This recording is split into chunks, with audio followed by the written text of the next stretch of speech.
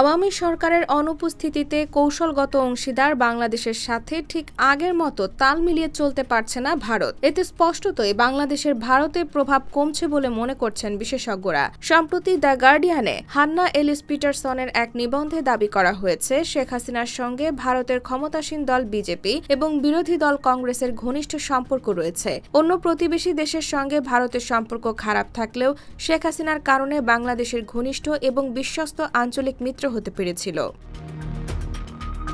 এ বিষয়ে India's grip on Bangladesh is slipping no longer a pawn in regional politics শিরোনামে শ্রীলঙ্কা গার্ডিয়ানে একটি নিবন্ধ লিখেছেন ঢাকা বিশ্ববিদ্যালয়ের আন্তর্জাতিক সম্পর্ক বিভাগের অবসরপ্রাপ্ত অধ্যাপক ড. ইমতিয়াজ আহমেদ। ওই নিবন্ধে অধ্যাপক লেখেন, ভারত বাংলাদেশের সঙ্গে তার সম্পর্ককে কিভাবে নেভিগেট করে তা প্রকাশের জন্য আগামী ৩ থেকে ৬ মাস হবে গুরুত্বপূর্ণ। তবে বাংলাদেশে প্রভাব কমছে ভারতের এবং ঢাকার সঙ্গে দেশটির সম্পর্ক কোন দিকে যাবে সেই বলও এখন রয়েছে নয়াদিল্লির কোর্টে।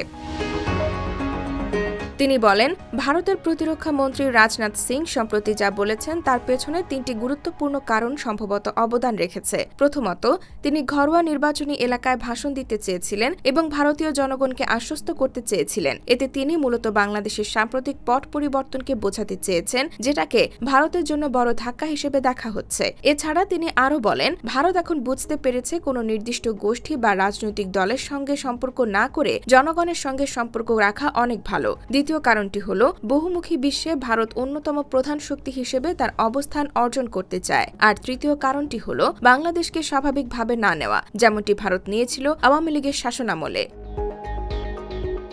IBTV USA, new York.